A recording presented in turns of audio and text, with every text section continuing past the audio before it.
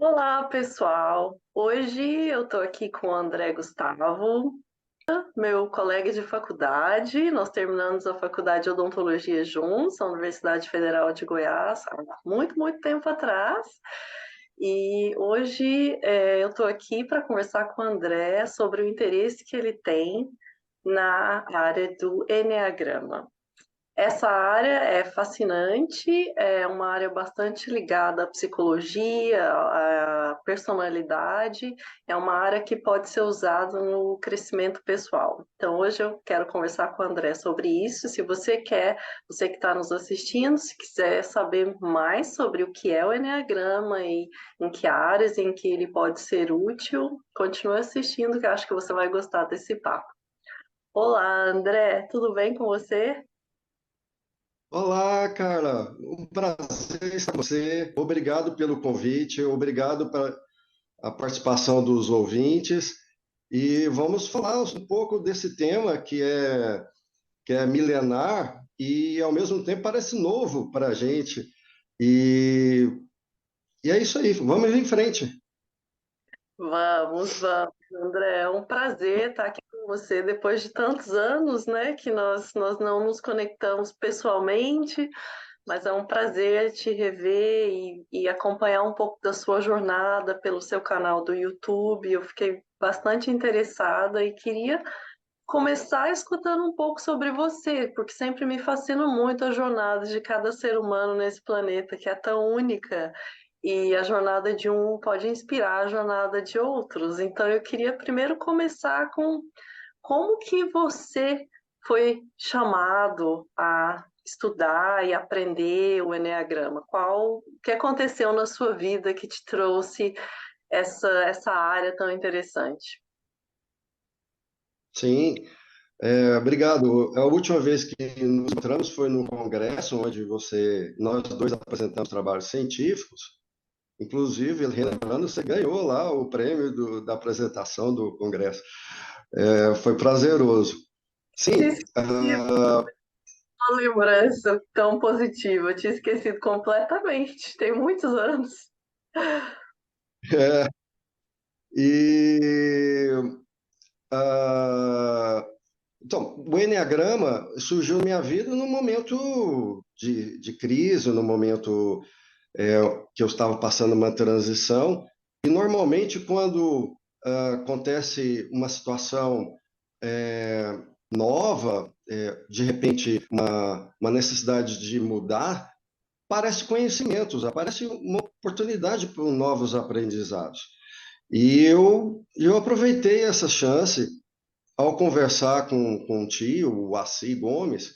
Ele acabou me apresentando, em um momento de crise emocional. Eu fiz um curso com a irmã, uma freira de Ponta Grossa, chamada Annelise. Então, foi me apresentado o Enneagrama em 2002.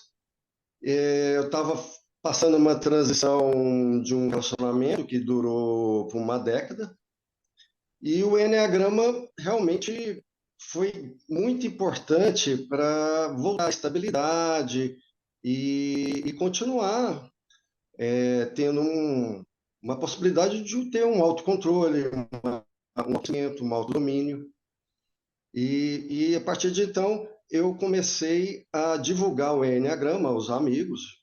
Já realizei vários cursos, mas de maneira nada profissional. E recentemente, uma nova fase da vida, uma nova mudança, eu resolvi sair da caixinha, que eu sou realmente tímido ao falar em público, em vídeos, e de maneira simples, eu montei um curso no YouTube que está sendo desenvolvido lentamente e de uma maneira bem simples, bem tranquila, de maneira até proposital, para ficar mais à vontade com o público que quer conhecer um tema novo.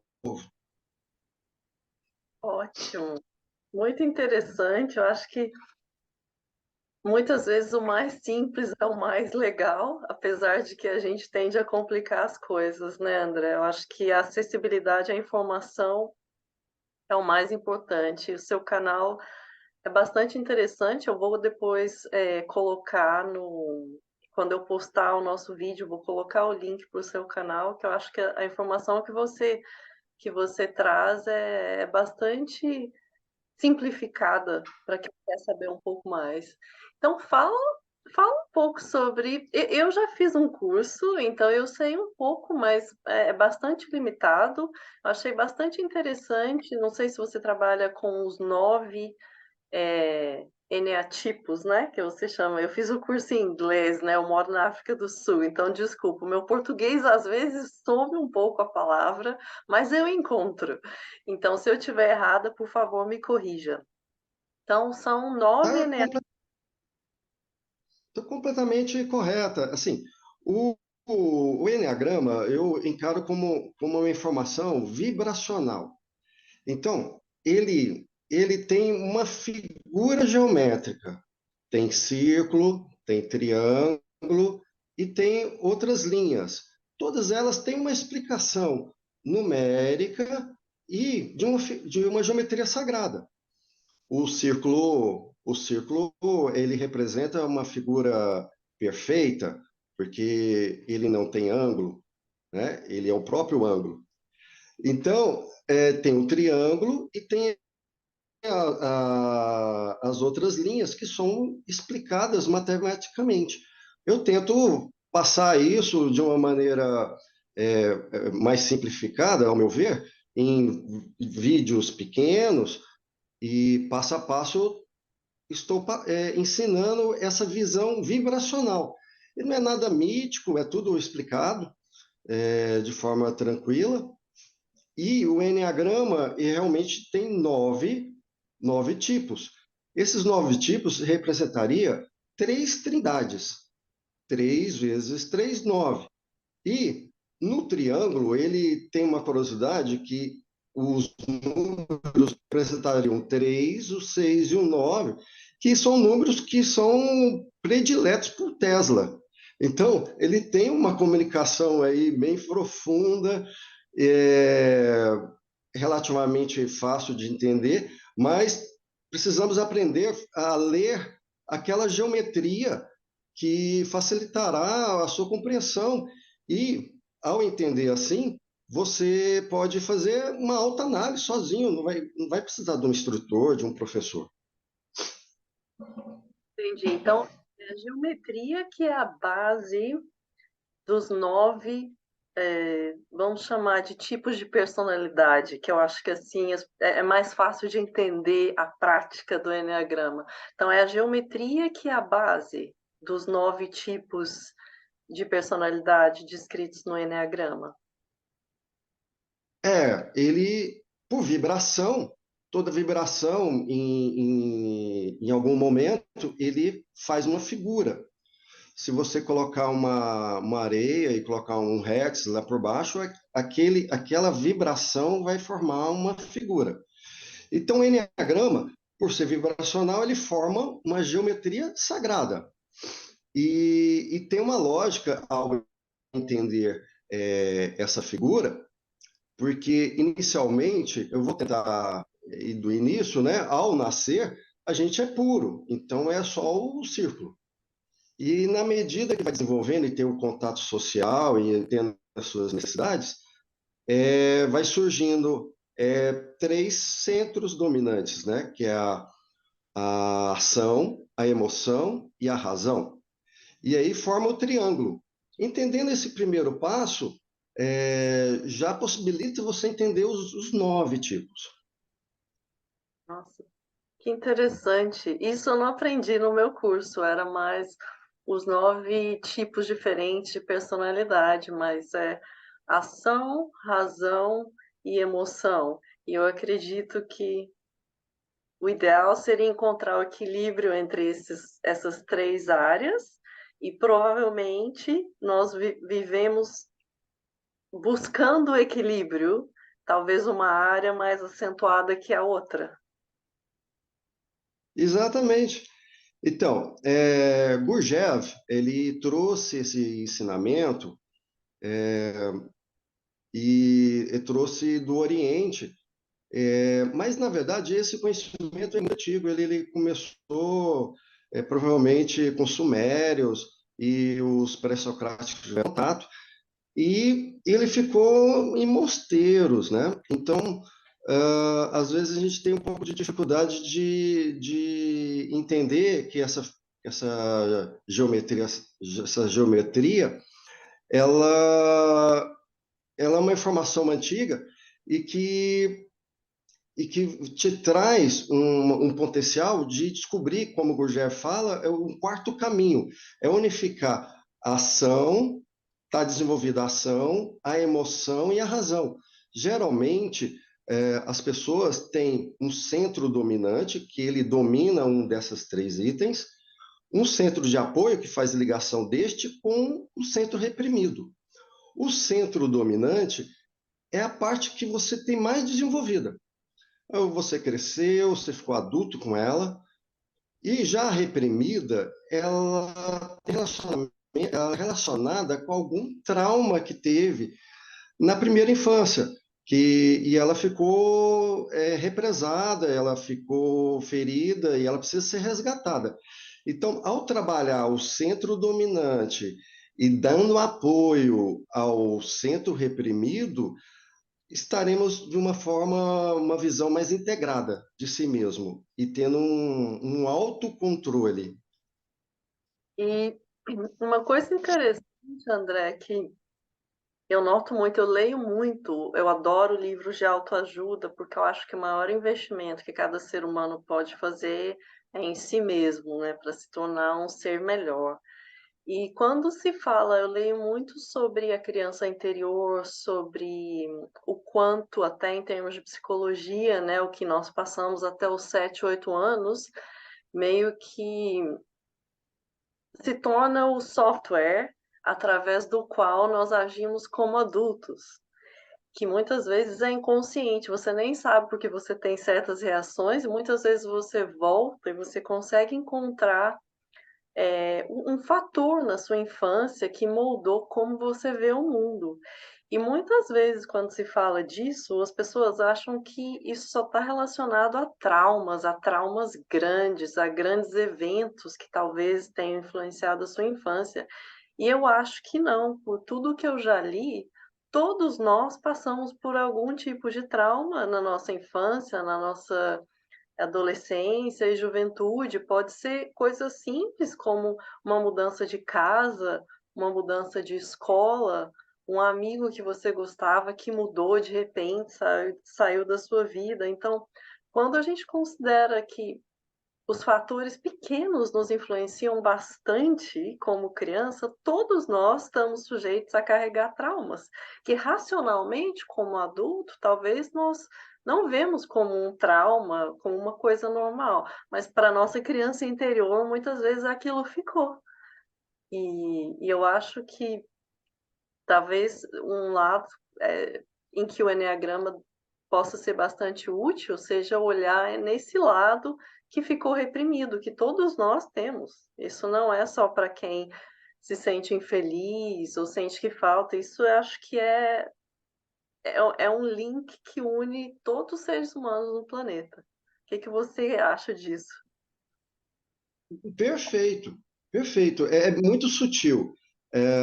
E tudo tem a ver com as necessidades primordiais, com a sobrevivência e a perpetuação da espécie.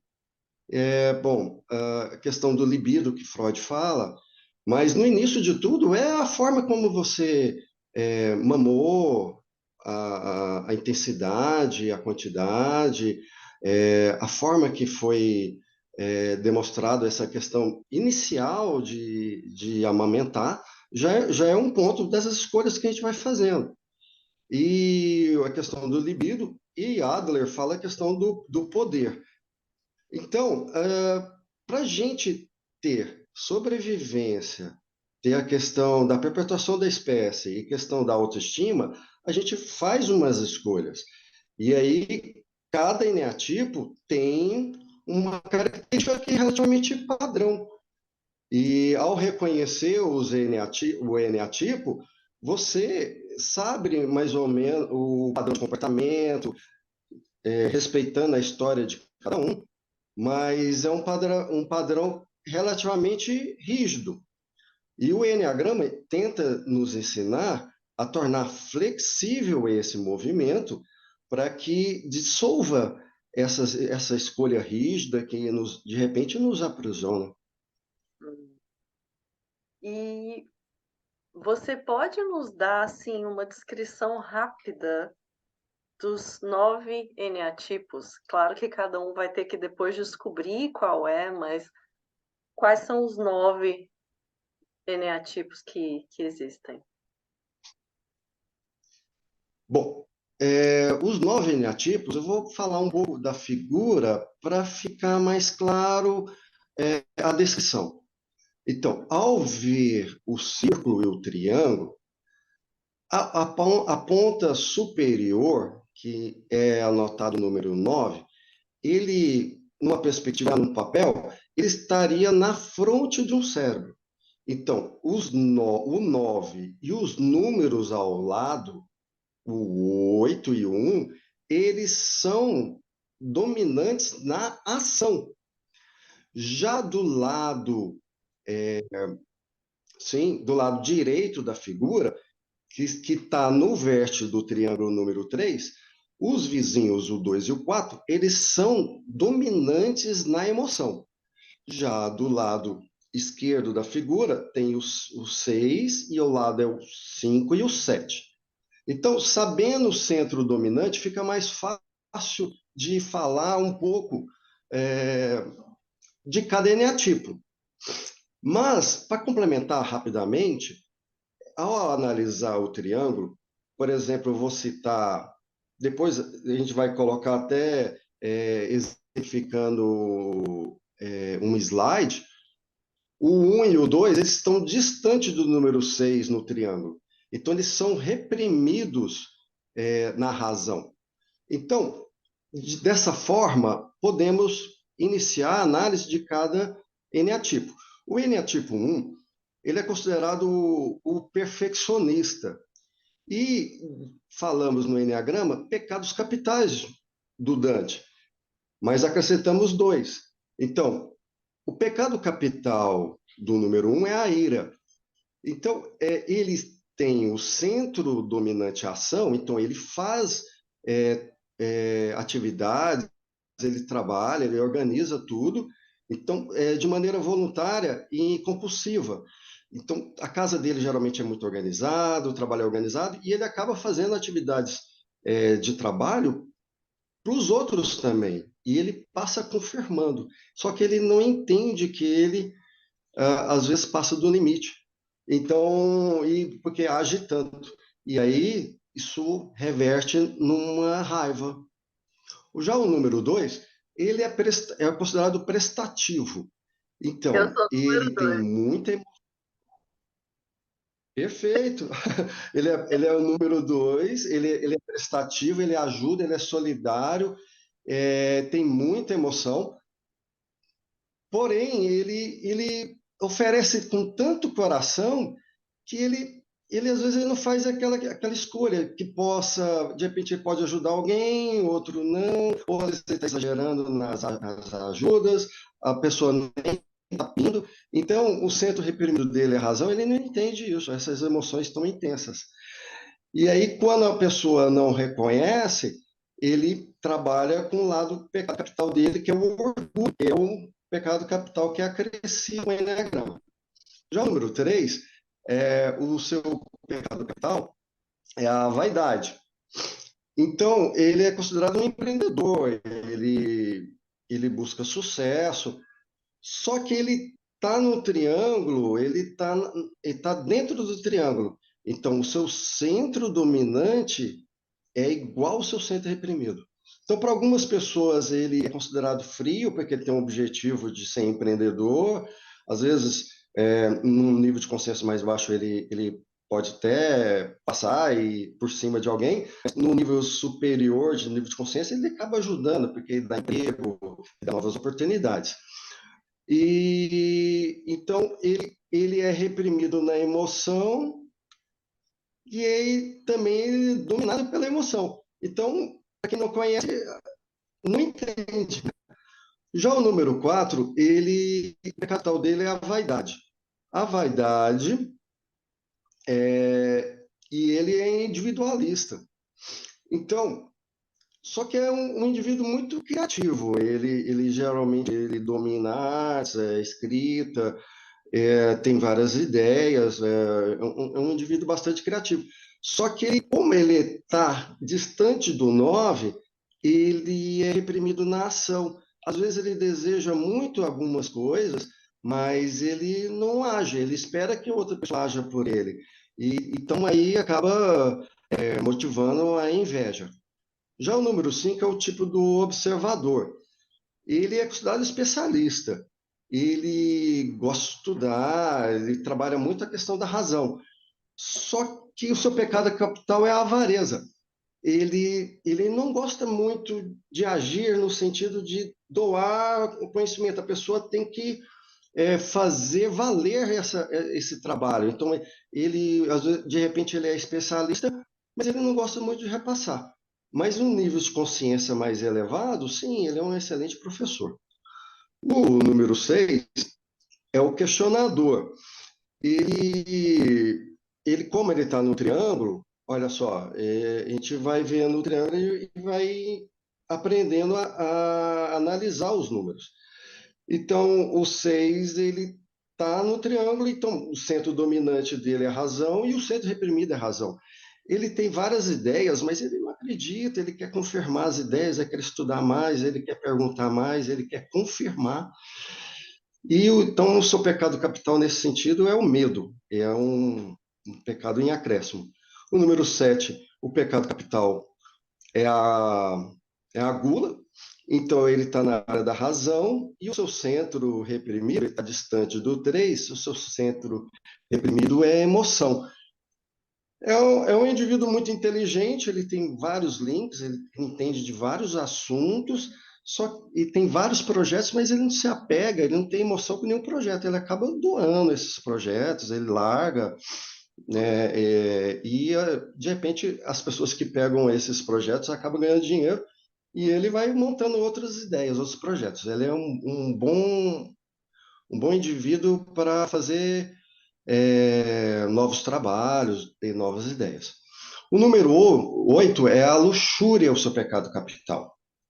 Então, o número 8, analisando a figura, ele está distante do 3, é reprimido na emoção, mas é na área da ação. Então, ele age, ele é um trator, ele age, resolve os problemas, se tem emoção no meio, ele nem percebe, se machucou alguém, ele nem sente, ele nem percebeu, o negócio dele é trabalhar e ir para cima. Eu chamo ele de general, mas então ele é um grande líder também. E o número 9, o último número, que também está no triângulo, ele está na área da ação, como ele está no triângulo, o seu reprimido é a ação. Então, o seu pecado capital é a preguiça. Só que ele faz vários trabalhos. Ele está conversando com você, ao mesmo tempo ele está marcando um churrasco, marcando um evento de festa, uma viagem, só que ele acaba não concluindo nenhum. Então, as pessoas que estão fora acham que ele é preguiçoso, porque ele demora a terminar os assuntos. Portanto, é isso. Passei um breve relato de cada um, espero ter sido claro. É excelente. E, Você pode nos dizer por que ou você quer deixar isso como um mistério? bom, para quem sabe ouvir, já acho que dá para identificar, né? Mas eu sou o número 6. Número Então, 6. eu demorei um pouco para ter li muitas coisas, eu demorei um pouco para sentir a vontade em dividir com as pessoas esse conhecimento. Sempre acho que tem que entender mais, mas, bom, a gente tem que ir para um movimento que é de integração, é um assunto para posterior, ou até nesse momento, que o meu movimento de integração é ação. Então, é pegar esse conhecimento e colocar em ação. É ofertar para os amigos e para as pessoas que têm a necessidade, essa informação torna ela mais acessível. E o que eu queria dizer também, André, é que a integração também é válida, independente de crença, religião, porque são fatores que você pode acessar independente do que você acredita ou não acredita, né? É uma coisa inclusiva, não é um tipo de conhecimento que é só para quem acredita nisso ou naquilo. Eu acho que hoje, como ser humano, a gente tem que buscar tudo aquilo que nos faz bem, tudo aquilo que nos torna melhores, porque quando nós estamos bem, nós beneficiamos todas as pessoas ao nosso redor, a nossa comunidade, os nossos colegas de trabalho. Então, esse tipo de conhecimento eu busquei desde muito cedo, sendo com mente aberta, assim, de tipo, o que que isso pode me fazer melhor? No momento que eu me torno melhor,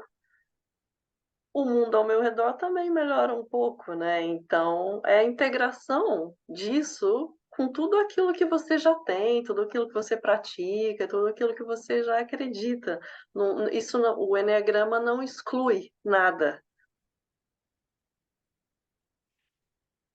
Perfeito. Eu fiz alguns vídeos falando que o Enneagrama ele pode ser um auxiliar na oração, porque você, ao entendendo o seu eneatipo, você faz uma oração específica para anular aquele pecado capital, aqueles defeitos, e você vai ter foco na sua oração. E o Enneagrama, eu aprendi foi com uma freira, e devagar, Quando você começou a e, falar de uma freira, porque é o simbolismo da integração. E aí, mas assim, ele já está entrando em atividades, assim, já tem pessoal espírita que trabalha, evangélicos. Estou entendendo que é um trabalho, é uma ferramenta psicológica que nos dá uma informação melhor de si mesmo. E em Gálatas, por exemplo, Gálatas 5, versículo 22, se eu não me engano, é, fala das qualidades, em uma tradução fala de autodomínio. Ao ter uma ferramenta que te proporciona um autoconhecimento e te dá dicas para ter um autocontrole, um autodomínio, você será um religioso, um indivíduo mais generoso e fraterno. E fé e devoção são independentes de fatores externos, eu acredito. Então, isso pode te trazer mais próximo da sua fé, da sua devoção, seja ela qual for, né? Sem julgamentos. Eu queria saber, Sim. uma curiosidade minha, se você usa isso no consultório de odontologia, se você já chegou a usar isso com pacientes, ou em qual âmbito que você divide isso além dos seus vídeos, na sua vida, no seu dia a dia? Bom, eu utilizo bem na minha vida pessoal e até na vida profissional.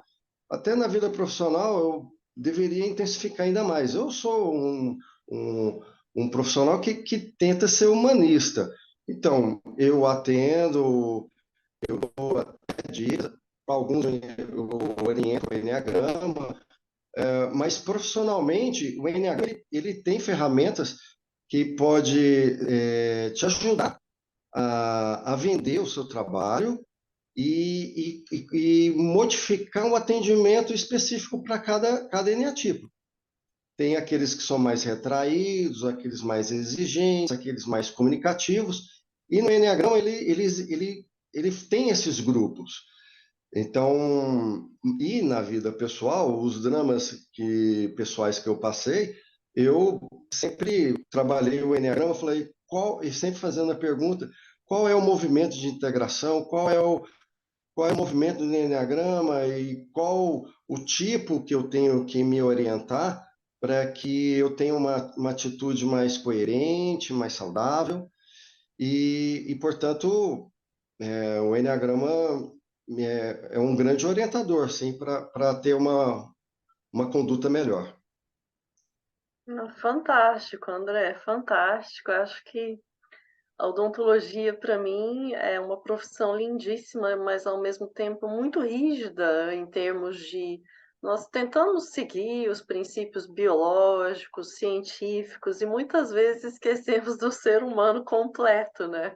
A versão holística. Nós nos tornamos especialistas e artistas dentro da cavidade oral, mas muitas vezes eu acho que nós temos que voltar para ter a visão completa de que aqui é um ser humano e muitas vezes a doença, principalmente doenças crônicas, condições crônicas, tem inúmeros fatores, e hoje até a ciência já prova, fatores mentais e emocionais, de trauma, de estresse, né? Uma infinidade de fatores. Então, para mim, tudo que nos traz de volta a todos os fatores que afetam o bem-estar do ser humano, a gente contribui mais com o profissional de saúde, né? Então, acho fantástico a combinação de odontologia e enneagrama.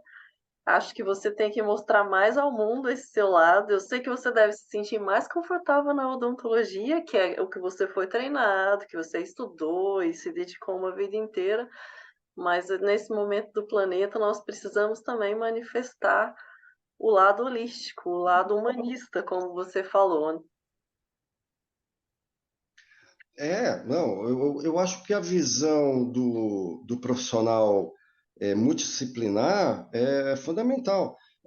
E dá para algumas pessoas ter uma atitude de consolo ou de compreensão, auxilia na recuperação, melhora o resultado.